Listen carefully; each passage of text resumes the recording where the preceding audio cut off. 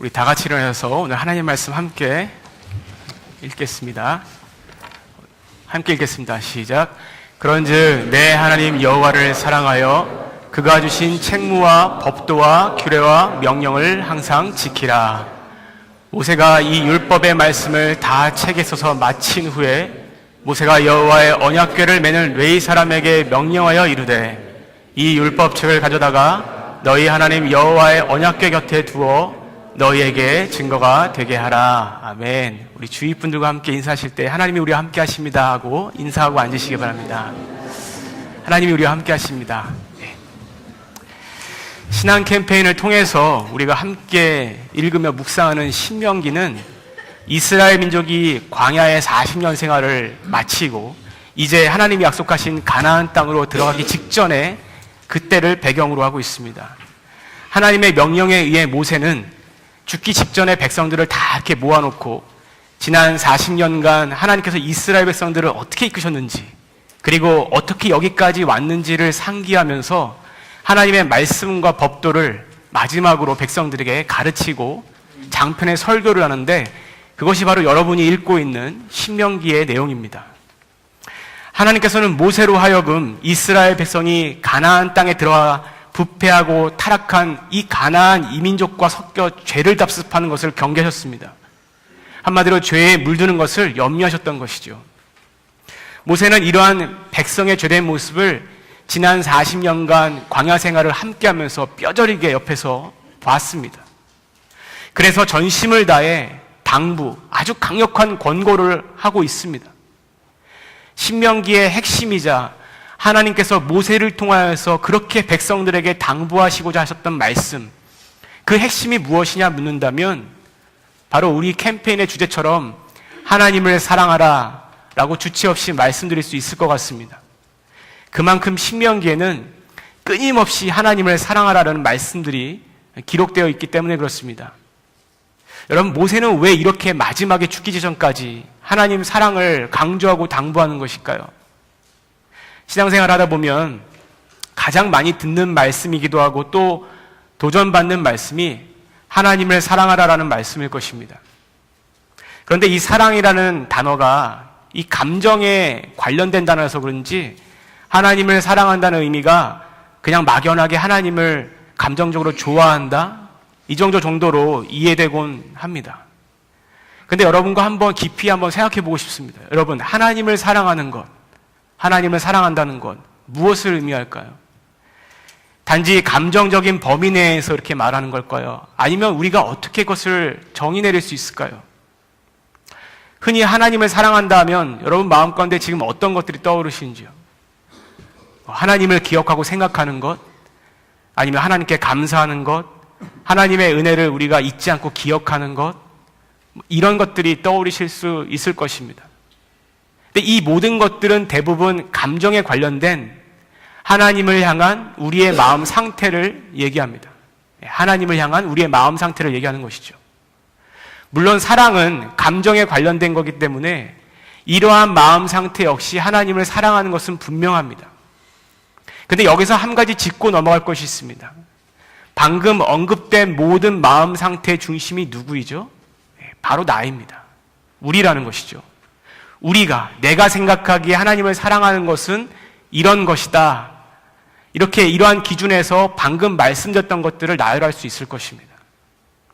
그러니까 우리가 하나님을 사랑하는 것을 나름 우리 스스로 정의한 것입니다. 그렇다면 하나님께서 오히려 생각하시는 하나님을 사랑한다는 것이 무엇인지를 여러분과 한번 나누고 싶습니다. 여러분, 성경은 하나님께서는 하나님을 사랑하는 것을 우리에게 뭐라고 말씀하실까요? 그것이 오늘 본문 첫 번째 구절인 신명기 11장 1절에 이렇게 되어 있습니다. 그런즉 내 하나님 여호와를 사랑하여 그가 주신 책무와 법도와 규례의 명령을 항상 지키라. 자, 이 말씀을 조금 우리가 쉽게 이해할 수 있을 정도로 의역을 한다면 이럴 것입니다. 하나님을 사랑해라. 사랑한다면 그가 주신 책무와 법도와 규례와 명령을 항상 지킴으로써 그 사랑을 드러내라. 즉 이것은 하나님을 사랑하는 하나의 구체적인 방법을 우리에게 말씀해 주신 것입니다. 모세는 이스라엘 백성들을 향하여서 하나님을 사랑해라, 하나님을 사랑해라, 그것만이 살 길이다라고 말씀하면서 하나님을 사랑한다는 것은 이 감정의 수준을 넘어서 하나님의 율법과 말씀들을 우리의 삶 가운데 행위와 실천으로 드러내는 것을 얘기하고 있는 것입니다. 여러분, 말씀을 왜 주실까요? 왜 하나님께서 우리에게 말씀을 주실까요? 하나님을 사랑하려면 왜 말씀이 필요한가? 여러분 한번 생각해 보십시오. 보시는 지도에서와 같이 이스라엘 백성은 출애굽한 이후에 시나이 반도 남쪽 끝에 있는 하나님의 산이라 명한 시내산에서 약 2년가량을 머물게 됩니다. 이때 하나님께서는 이스라엘 민족과 언약 관계를 맺으시고 하나님은 하나님이 되어주시고 그들은 하나님의 언약 백성이 되어주는 이 언약을 맺고 우리의 율법을 주셨습니다. 우리가 잘 아는 십계명을 비롯한 법들이 바로 이때 주어진 것입니다. 하나님께서 이스라엘 민족에게 이같이 하나님의 법인 율법을 주신 이유는 그들을 속박하고 구속하려고 했던 것이 아닙니다. 하나님을 모르는 혹은 믿지 않는 많은 사람들이 하나님의 말씀에 대한 편견과 오해를 갖고 있습니다. 그것은 바로 하나님의 말씀이 이거 하지 마라, 저거 하지 마라, 마치 본인들의 자유를 굉장히 억압하고 속박한다는 느낌을 갖는다는 것입니다. 그렇지만 하나님께서는 이스라엘 민족에게 율법을 허락하신 이 목적은 하나님의 언약 백성으로서 죄로부터 자유함, 그리고 거룩한 삶을 살게 하기 위한 하나의 방편이셨습니다. 자, 여기서 거룩한 삶이라는 것은 무엇을 말할까요? 성경에서 거룩하다라는 말은 깨끗하다, 구분되다라는 말로 표현됩니다. 즉, 죄로부터 깨끗하고 죄된 세상으로부터 구분되는 것을 거룩하다라고 얘기하는 것입니다. 그러기 위해서는 가장 먼저 무엇이 선행되어야 할까요? 하나님의 구원의 역사 과정 가운데 죄로부터 구원받는 이 역사 과정 가운데 가장 선행되는 일은 바로 죄가 무엇인지를 알게 하는 것입니다.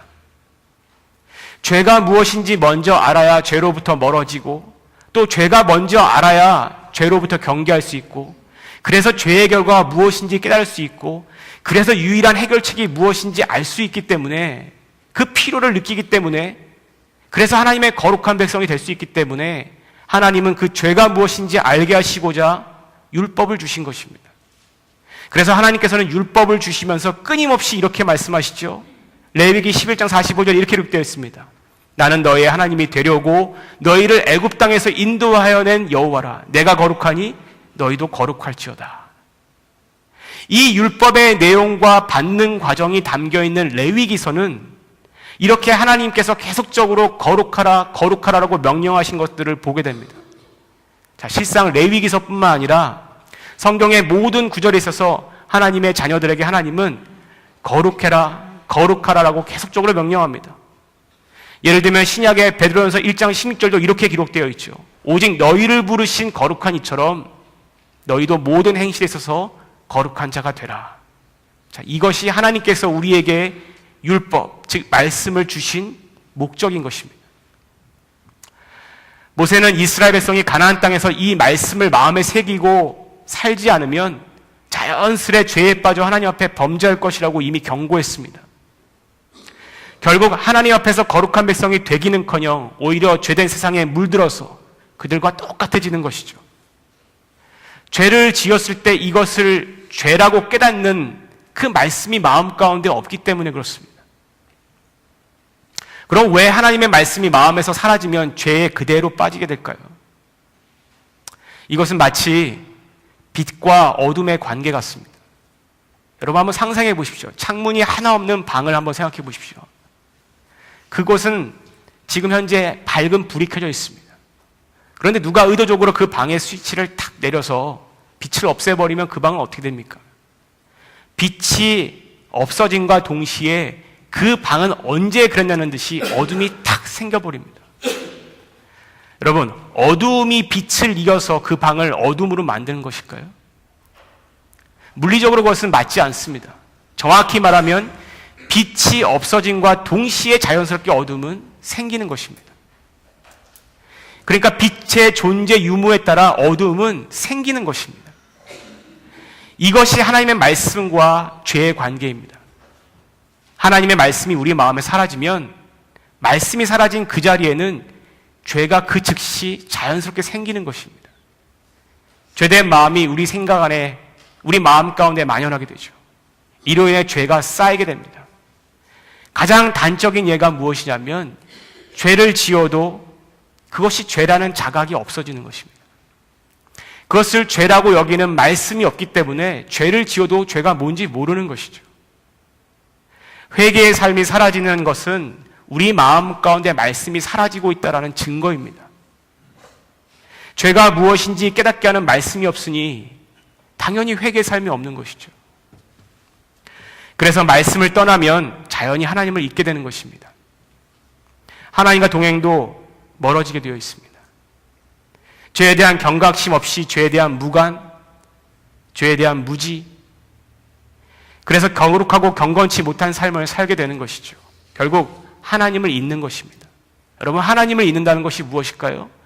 하나님을 사랑하지 않는 삶을 살게 되는 것입니다. 실상은 하나님의 은혜를 매일매일 받고 사는데, 하나님의 백성이라고 일컬음을 받고 있는데 정작 하나님과 무관한, 하나님과 관계없는 삶을 살게 되는 것이죠. 말씀을 떠난 삶이라는 것이 바로 이런 것입니다. 성경에 기록된 이스라엘 백성들의 잘못된 지난 과거의 모습들을 한번 보십시오. 그대로 이러한 말씀을 떠난 삶을 보여주는 것입니다. 신명기 31장 27절에 이렇게 기록되어 있습니다. 내가 너희의 반역함과 목이 곧은 것을 아나니 오늘 내가 살아서 너희와 함께 있어도 너희가 여호와를 거역하였거늘 하물며 내가 죽은 후의 일이랴. 그들은 하나님의 말씀을 떠날 때마다 여지없이 하나님의 앞에 범죄했습니다. 하나님의 말씀을 줬을 때 그들은 마음 가운데 불평이 터져나오고 불만, 원망, 다툼, 미기, 시기, 이러한 죄된 마음들이 터져나왔습니다. 누구보다 모세는 40년간 이들과 같이 생활하면서 이것을 지켜봤습니다. 여러분, 이쯤에서 시편 1편 1절 2절에 복 있는 사람은 악인들의 꾀를 따르지 아니하고 죄인들의 길에 서지 하고 오만한 자들의 앉지 아니하고 오직 여호와의 율법을 즐거워하고 그의 율법을 주야로 묵상하는 자로다. 여러분, 이 말씀을 한번 잘 생각해 보십시오. 하나님의 말씀을 주야로 묵상하는 자가 결국 악한 길을 행치 않고 죄인의 길에 서지 않다 말씀하면서 그 사람이 복되다고 말하는 것입니다.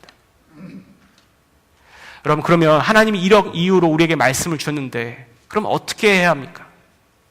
하나님께서 말씀을 주셨다면 이제 말씀을 받은 우리가 어떻게 해야 하는지가 가장 중요한 것이죠.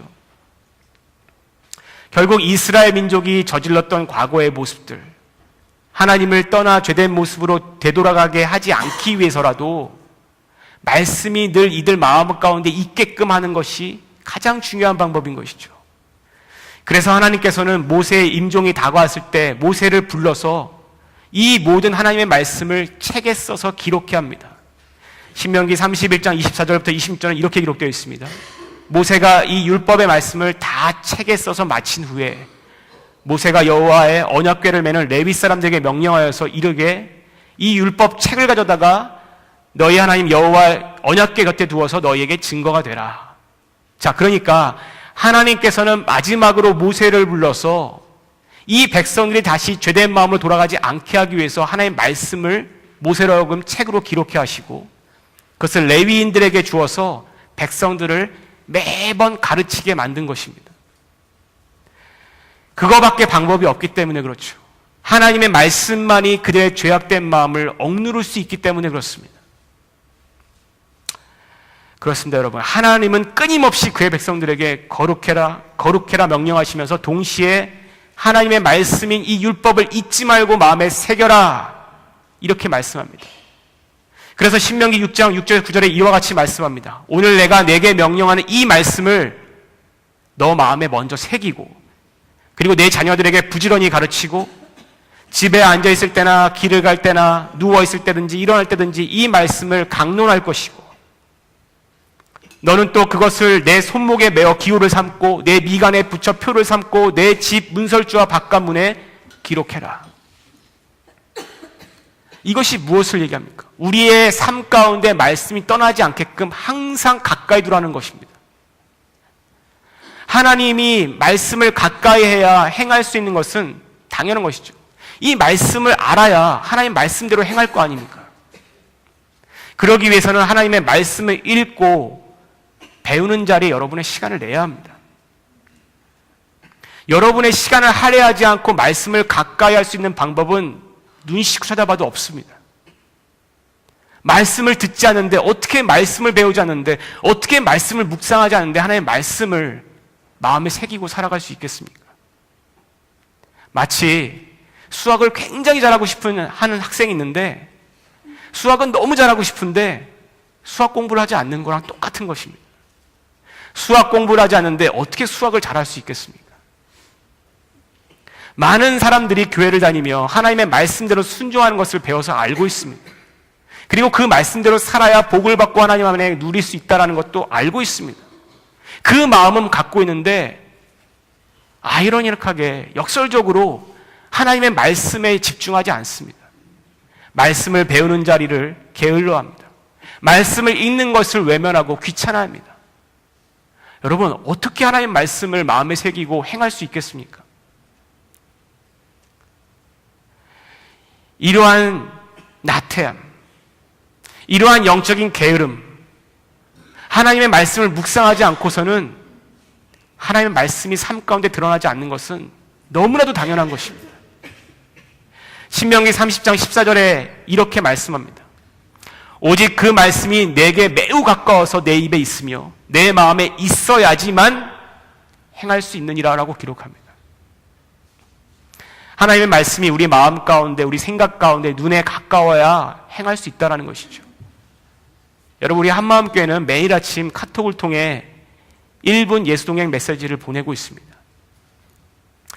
여러분의 24시간 중에 1분입니다.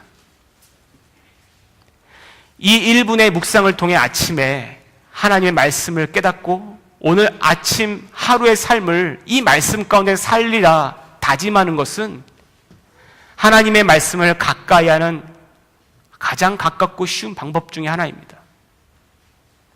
예전에 우리의 믿음의 선조들은 이런 카톡이 없었죠. 주일날 나눠주는 것들을 통해서 말씀을 받아야 했습니다. 얼마나 좋은 세상인지 모르겠어요. 그날 새벽에 있었던 말씀을 1분에 요약해서 모든 성도가 함께 그 말씀을 갖고 오늘 하루를 살아가기를 다짐하는 것이죠. 하나님께서 말씀하신 대로 미간이든 손목이든 하나님의 말씀을 가까이 하라는 방법 중에 가장 간단한 방법입니다. 말씀을 암송하는 것, 시간을 정해놓고 말씀을 묵상하는 것, 그래서 나름 깨달은 바와 실천 사항들을 적어놓는 큐티, 이와 같은 것은 하나님의 말씀을 가까이 하라는 그 명령, 마음에 새기고자 하는 명령, 내 마음 가운데 말씀이 없어져서 죄가 드러나는 것을 막는 아주 가장 작은 신앙적인 노력입니다. 여러분, 이것을 굉장히 대단한 것으로 생각하지 마십시오. 여러분의 24시간 시간 중에 1분, 10분, 30분을 투자하는 것입니다. 이러한 신앙적인 노력이 있어야 하나님을 사랑할 수 있습니다. 예수님께서는 요한복음 14장 21절에 이렇게 말씀하셨습니다. 나의 계명을 지키는 자라야 나를 사랑하는 자다. 나를 사랑하는 자는 내 아버지의 사랑을 받을 것이다. 예수님께서 말씀하신 것입니다. 아주 명쾌하게 하나님을 사랑하는 것이 무엇인지를 말씀해 준 것입니다. 바로 하나님의 말씀, 예수님의 말씀을 지키는 자가 하나님을 사랑하는 것이라고 얘기합니다. 이어 요한복음 14장 23절과 24절에 또한 예수님께서 이렇게 말씀하셨습니다. 예수께서 대답하여 이르시되 사람이 나를 사랑하면 내 말을 지키리니 내 아버지께서 그를 사랑하실 것이요 나를 사랑하지 아니하는 자는 내 말을 지키지 아니하리니 너희가 듣는 말은 내 말이 아니요 나를 보내신 아버지의 말씀이라. 자, 하나님을 사랑하는 사람과 하나님을 사랑하지 않는 사람의 구분을 예수님께서 정확하게 반을 갈라 날라주신 것입니다. 하나님의 말씀을 지키는 자는 하나님을 사랑하는 자고 하나님의 말씀을 무관심하게 지키지 않는 자는 하나님을 사랑하지 않는다는 것이죠. 저는 주님을 사랑합니다. 여러분, 예수님 앞에 그런 마음을 갖고 있어도 예수님은 정확히 얘기하시는 것입니다. 말씀을 지키는 자가 하나님을 사랑하는 것이라고. 여러분, 혹시 하나님의 말씀을 지키고 사랑한다, 하나님의 말씀을 지켜라, 하나님의 말씀에 순종해라, 이 말씀이 혹시 마음 가운데 삶 가운데 현실적으로 부담이 되시는지요? 하나님의 말씀을 그대로 순종하며 지키며 산다는 것이 어려운 것인가라는 질문에 혹시 그게 사실 말처럼 쉽지는 않습니다라고 대답하시는 분이 있다면 여러분 한번 곰곰이 생각해 보시기 바랍니다. 과연 하나님의 말씀이라는 것들이 하나님이 우리에게 요구하시는 삶의 모습들이라는 것이 지키기가 힘들 정도로 우리에게 무리한 요구를 하시는 것인가? 아니면 우리의 삶과 너무 동떨어진 명령을 하고 계시는 것인가? 이웃을 사랑하고 하나님 앞에 예배를 드리고 경건한 삶을 살고 거룩한 삶을 살고 정직한 삶을 살라는 이 명령들, 이 말씀들이 무리한 요구인지요. 신명기 30장 11절 말씀은 이렇게 기록합니다. 오늘 내게 명령한 이 명령은 내게 어려운 것도 아니고 먼 것도 아니요. 그렇습니다. 여러분 생각해 보면 하나님의 말씀은 정말 쉬운 것입니다. 아주 간단한 것이고 누구나 우리가 지킬 수 있는 말씀들입니다. 그럼에도 불구하고 하나님의 말씀을 지키며 산다는 것이 어떻게 보면 쉬우면서도 간단한데 어렵기도 하고 또 어려우면서 쉽기도 한 것이 하나님의 말씀입니다. 아마도 어렵게 느껴지는 이유, 부담스럽게 느껴지는 이유는 사실 말씀이 어렵고 힘들어서 못 지키는 것이 아니라 그만큼 우리가 하나님 말씀에 굴복하지 않는 내 안의 자만과 교만함, 어떻게 보면 자아가 너무 강하기 때문이 아닐까 생각됩니다. 그래서 하나님의 말씀을 행하는 데 있어서 가장 필요한 것은 무엇이냐면 바로 조건 없는 순종이 따라야 한다는 것입니다. 사무엘상 15장 22절은 이렇게 말씀합니다. 순종이 제사보다 낫고 듣는 것이 수장의 기름보다 낫다. 하나님은 우리에게 형식적인 100번의 예배를 원하시는 것이 아닙니다. 그 예배를 통하여서 얻었던 말씀, 깨달은 말씀을 저 문 밖에 세상에 나가서 여러분의 삶 가운데 그대로 순종하는 것을 원하신다는 것이죠. 그 말씀을 지키는 사람이 하나님을 사랑하는 사람이라고 말씀하는 것입니다. 하나님의 말씀은 우리의 자의적인 판단 아래 어떤 말씀은 따르고 어떤 말씀은 따르지 말라고 주신 것이 아닙니다. 모든 말씀을 하나님께서는 순종하길 원하십니다. 들어봐서 할 수 있는 것은 하고 들어봐서 내가 할 수 없는 것은 안 하는 것이 순종이 아닌 것이죠. 100가지 중에 99가지를 지키는데 한 가지를 못 지키고 있다면 그것은 불순종하고 있는 것입니다. 여러분 혹시 그것을 나는 하나님 앞에 순종하고 있다고 착각하지 마십시오. 하나님은 모든 것을 순종하길 원하십니다. 자, 하나님의 말씀을 가까이 하고 이렇게 순종하며 살면 어떻게 될까요? 사역하던 교회에서 참 좋은 분을 만났습니다. 한마음교회 이전에 교회에서 만났던 분입니다. 그분 처음 만났을 때 소개가 참 지금도 기억이 났습니다. 아니, 어떻게 교회로 오시게 되셨어요? 물어봤더니 이분 말씀이 자기는 가정의 평화를 위해서 교회로 왔다고 얘기하시는 거예요. 다른 이유가 없다는 것이죠. 그 얘기인 즉슨 와이프가 하도 교회 가자고 얘기하니까 어쩔 수 없이 교회 왔다는 소리죠. 그분은 그것을 리트 있게 가정의 평화를 위해 교회를 왔다고 얘기하시더라고요. 그러면서 주일에 교회에 오는 것만으로도 자기에겐 굉장히 큰일이라고 말씀하시면서 그 말씀의 의미는 그 외에 어떤 것도 자기에게 권유하지 말라는 거죠. 성경 공부하는 거, 수요 모임 나오는 거, 새벽 예배 나오시는 거 이런 거 권유하지 말라는 것입니다. 몇 개월이 지나서 어느 날 아내 되시는 집사님의 성화에 못 이겨서 이분이 제가 진행하고 있던 8주짜리 성경 공부에 들어오게 되셨어요.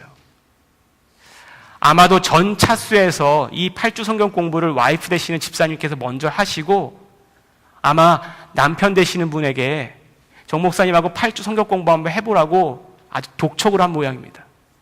그분이 들어오셔서 저도 굉장히 의외였었어요. 사실 제가 진행하던 이 성경 공부가 8주라는 것을 감안한다면 절대로 모르고 들어오실 분이 아니시거든요. 하시는 말로는 가정의 평화를 위해 오셨다고 얘기하시는데 어찌 보면 아내를 정말 사랑하시는 것이죠.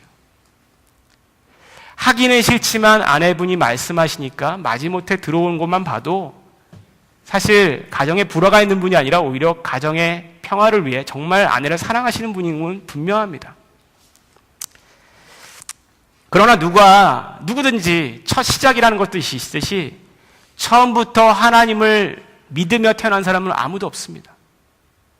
여기 태어나실 때 할렐루야하고 태어나신 분 있으세요? 누구나 하나님을 믿고 태어난 사람은 아무도 없습니다.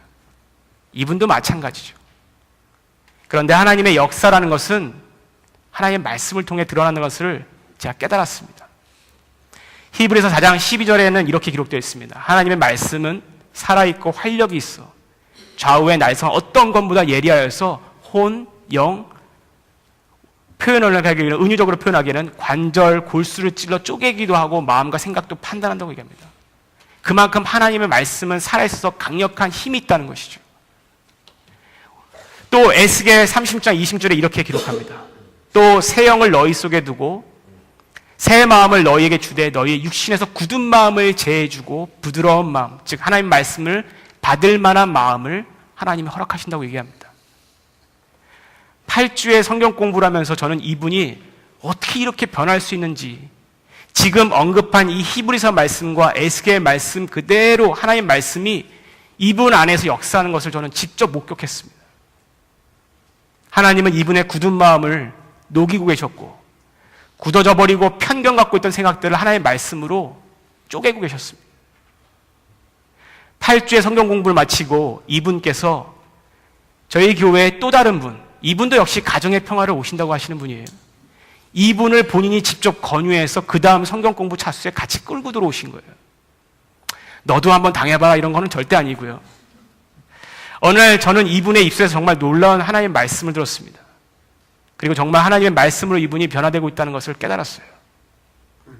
자신이 지금까지 하나님을 믿지 못하게 됐던 가장 큰 이유와 생각들을 말씀해 주시면서 그러한 생각들이 어떻게 말씀으로 변해가는지, 특히 지금 겪고 있는 자기의 문제, 어려운 문제들을 나눠주시면서 예전에는 그냥 긍정적인 생각을 하자, 어떻게든 되겠지라는 생각을 갖고 있었는데 이제는 하나님의 계획이 있으시겠죠 라고 말씀하시는 것이었습니다.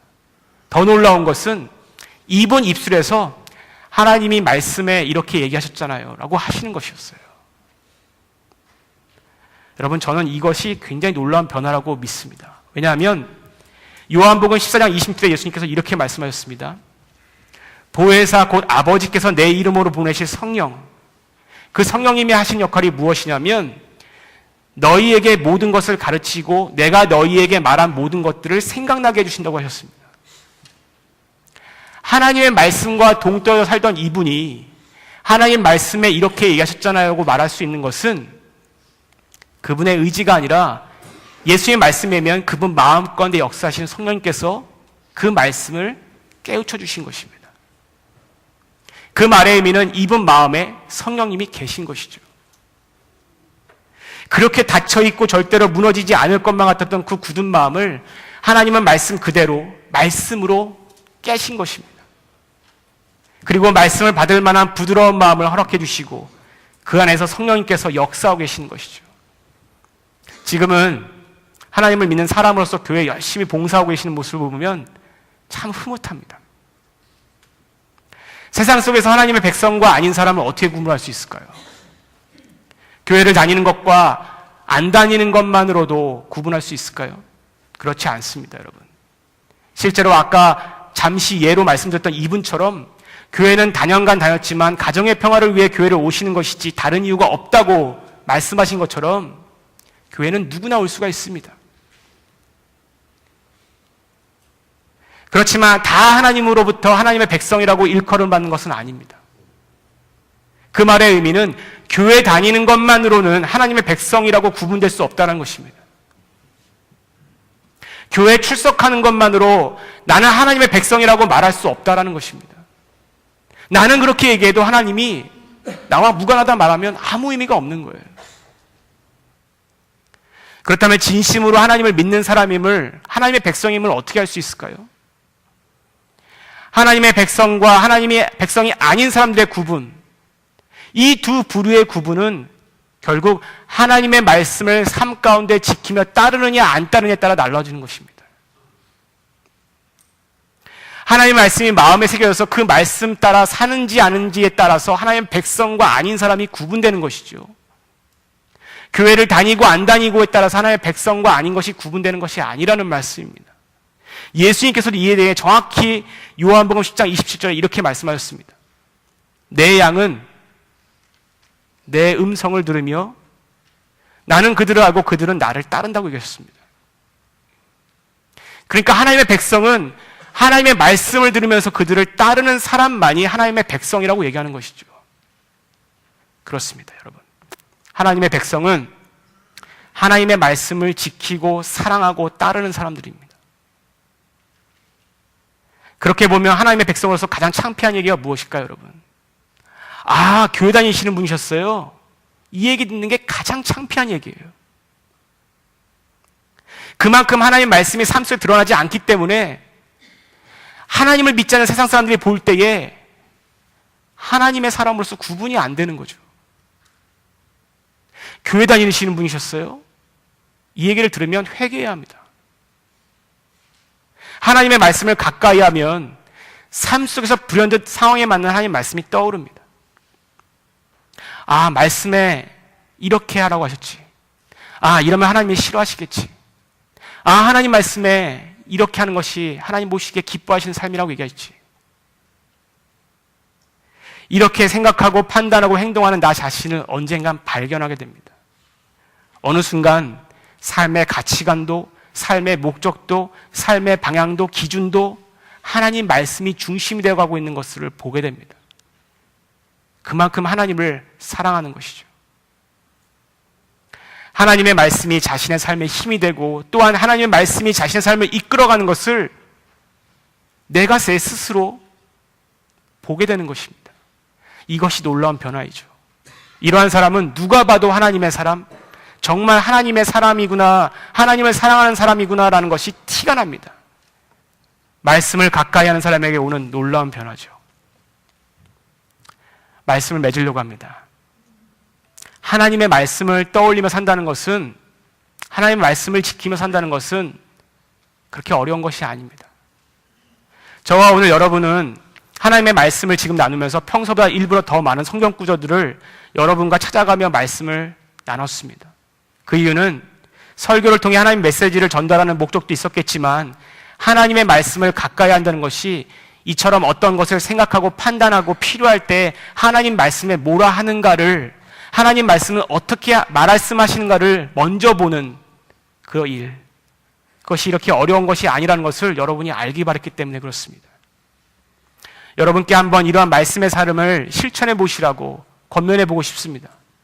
우리 모두는 지금 신앙 캠페인을 통해서 주제처럼 하나님을 사랑하자, 하나님을 사랑하자, 이러한 사람이 되기 위해, 그리고 신앙의 성숙을 위해 캠페인 시간들을 할애하고 있습니다. 여러분께 진심으로 정말 마음 가운데 묻고 싶습니다. 하나님을 사랑하는 사람이 되고 싶으신지요? 동시에 하나님의 사랑을 받고 싶은 사람도 되고 싶으신지요? 잠언 8장 17절을 이렇게 말씀합니다. 나를 사랑하는 자가 나의 사랑을 입으며 나를 간절히 찾는 자가 나를 만날 것이다. 이것은 하나님의 약속입니다. 나를 사랑하는 자, 하나님을 사랑하는 자가 뭐라고 얘기했습니까? 말씀을 지키며 사랑하는 것입니다. 말씀을 지키며 살아가는 자는 결국 하나님을 만난다고 약속해 주신 것입니다. 오늘 본문의 말씀, 여러분과 나눴던 이 말씀처럼 하나님을 사랑하는 자, 그의 말씀을 사랑하고 지키는 순종한 자가 되시기를 주님의 이름으로 정말 축원합니다. 마지막으로 여러분이 하나님을 사랑하는 사람이 되고 싶다면 하나님의 말씀을 가까이 하시는 사람이 되길 바랍니다. 하나님의 말씀이 여러분의 삶의 기준이 되고 또한 삶의 방향이 되게끔 결단하시기 바랍니다. 그러한 자는 하나님을 사랑하고 또 하나님의 사랑을 입는다고 얘기합니다. 그 하나님의 사랑을 삶 속에서 경험하고 싶지 않으신지요? 오늘 말씀이 그냥 스쳐가는 어느 한 목회자의 당연한 소리가 아니라 하나님께서 부족한 자 입술을 통해 여러분께 하시는 그 말씀이라고 믿으시기 바랍니다. 언젠간 그렇게 살아갈 때에 하나님 안에서 변해가고 있는, 신앙적으로 성숙해가고 있는 여러분 자신을 스스로 보게 될 것입니다. 그러한 신앙의 성숙을 기대하며 캠페인 기간 동안 힘을 내시기를 정말 주님의 이름으로 축원합니다.